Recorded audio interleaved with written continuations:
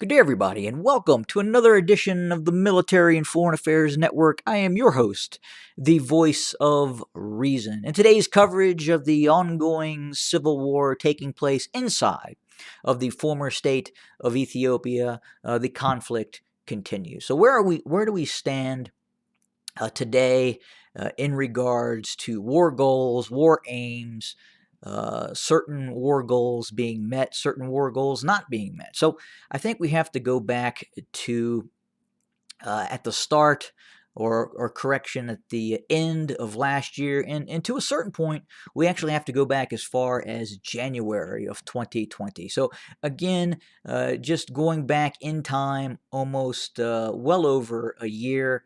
We have to look again, almost 2 years, quite frankly, if we go back to January 2020, and we look at the meetings that started between Abiy and Isaias Afwerki. And obviously, Abiy traveled to the capital of the despotic regime of Eritrea and met with the strongman of Eritrea, Isaias Afwerki, in the capital of that city. And again, if you have a little knowledge about Eritrea, I encourage you to do your own research and decide for yourself in terms of that dictatorship that has existed for more than 30 years since the founding of Eritrea as an independent entity.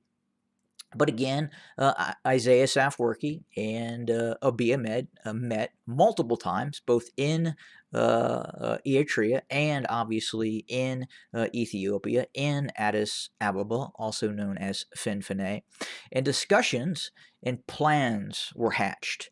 And those plans involved a joint military operation combining the forces of Eritrea and the Abiy loyalist army inside of Ethiopia, the Ethiopian National Defense Forces, in conjunction with the United Arab Emirates. So again, there are obviously some economic interests that go back in terms of certain resource focused issues that the Abiy regime is working with the United Arab Emirates. So again, starting back in January of 2020, all the way to November of 2020, preparatory activity started to take place that involved a military buildup of Eritrean forces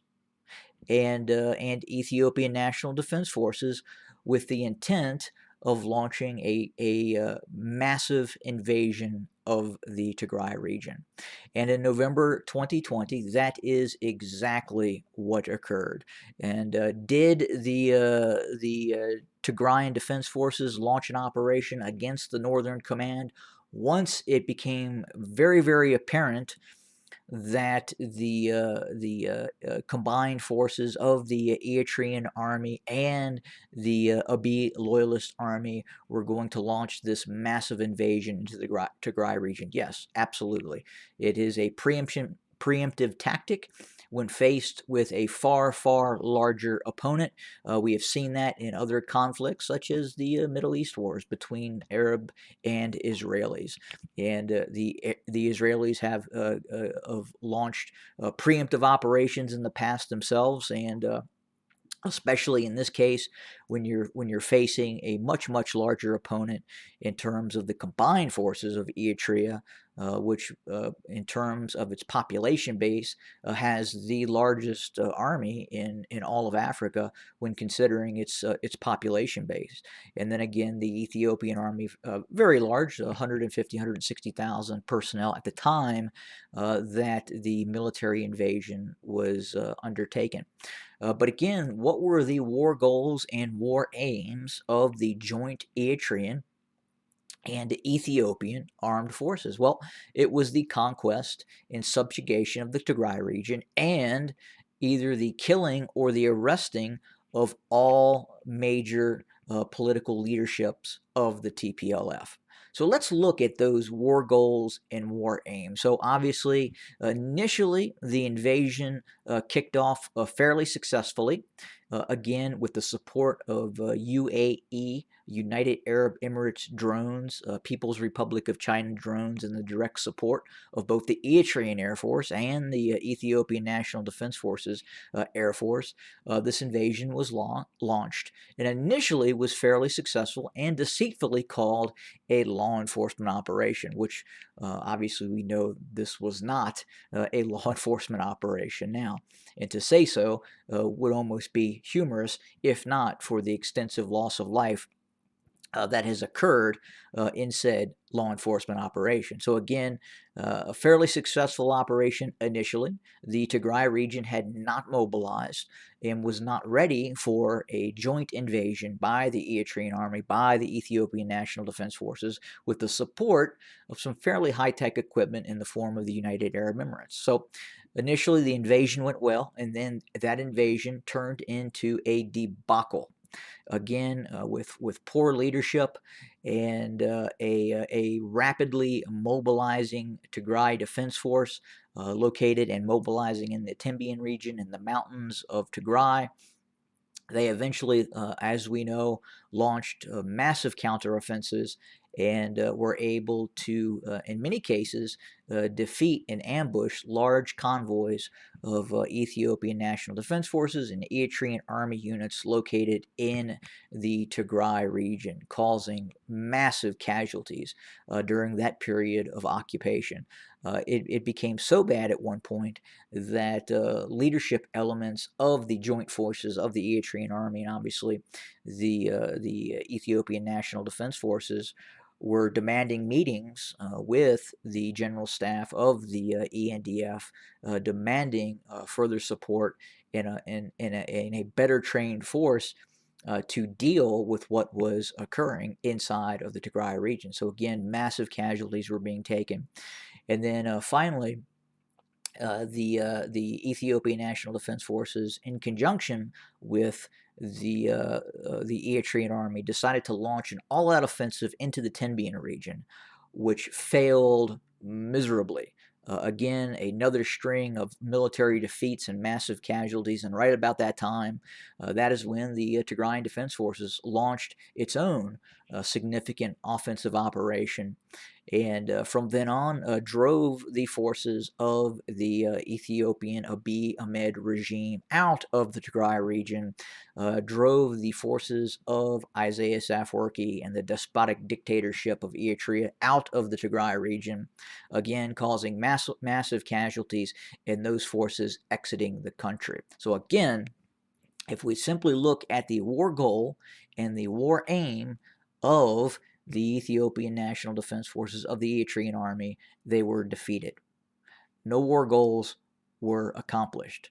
Tigray to this day is not occupied by the Abiy loyalists, and the Eritrean army is not in the Tigray region with the exception of Western Tigray, a portion of Western Tigray. But again, if you look at the initial war goals and war aims and the objectives of the Ethiopian, of the Abiy loyalists, of the Eritrean army, and what it was trying to do, it did not accomplish that. We are now looking at a fully mobilized Tigray region, and those same leaders are still, in fact, in place, meaning the TPLF. They're there, they are in Mekelle, and it is a stronger, much more robust force prior to kicking the proverbial hornet's nest and invading the Tigray region, which resulted in catastrophic military defeat. Then, to make matters worse, there was a fairly significant and massive invasion of the Amhara region and the Afar region by the Tigrayan Defense Forces.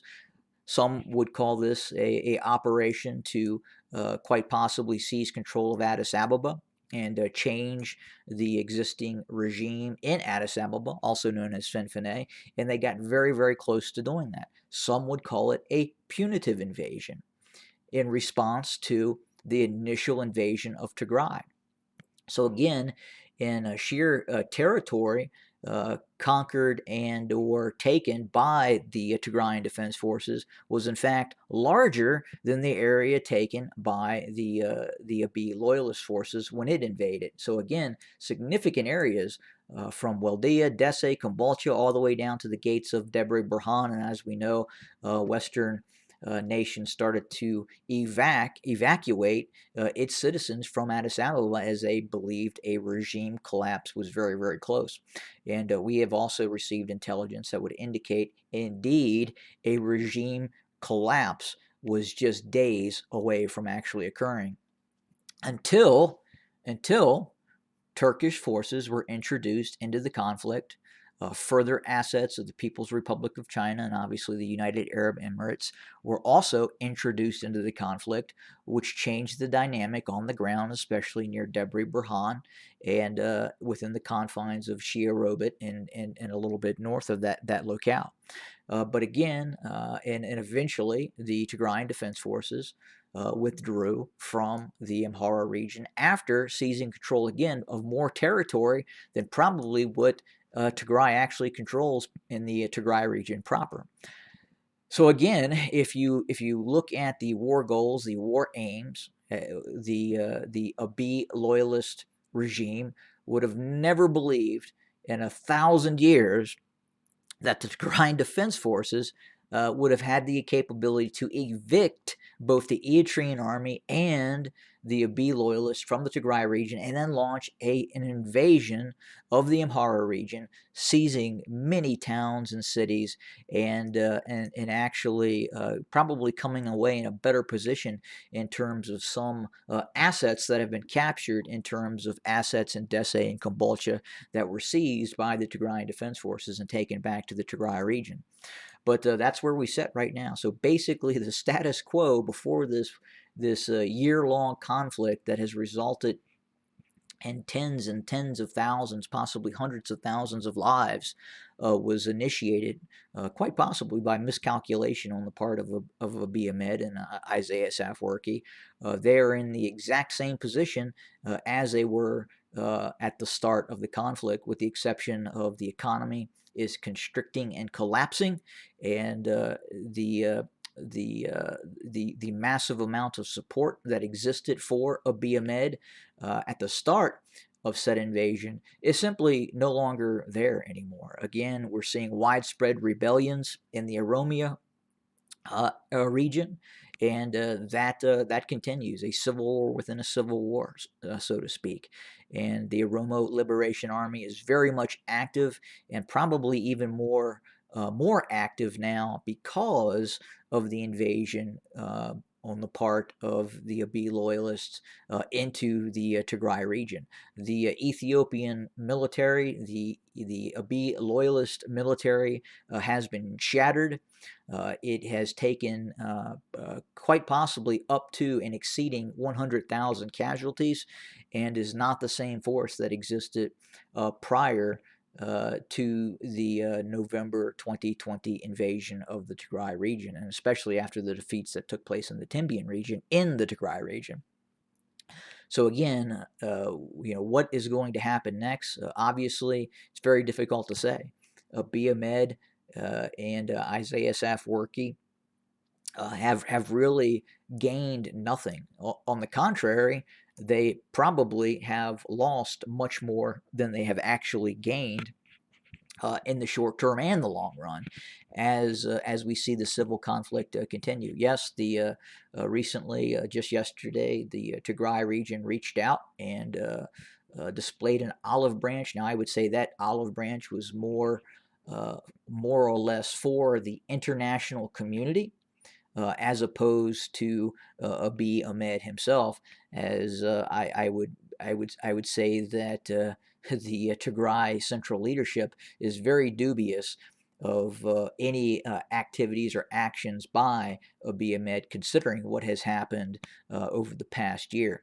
And again, as we had talked about it before, the social fabric of the former state of Ethiopia has been destroyed. And again, it will probably never be the same again. In all likelihood, we will continue to see a drive for complete independence by the Tigray region. We will continue to see asymmetric warfare by the Tigray region with heavy doses of conventional warfare as well. We will continue to see the Oromia region on fire and rebelling against the centralized government of Abiy Ahmed and its so-called Prosperity Party. Again, that escapes me in terms of that word, prosperity party. Again, the former state of Ethiopia is no longer in a state of prosperity after the miscalculation and the invasion of the Tigray region. But again, that's kind of where we sit right now. We're basically in exactly the same spot as we were in November of 2020. So again, if you look at it strictly from a war goal, a war aim of the Abiy government, of the Abiy loyalist, what was accomplished? I can tell you what was accomplished. Nothing. Have a good day, everybody.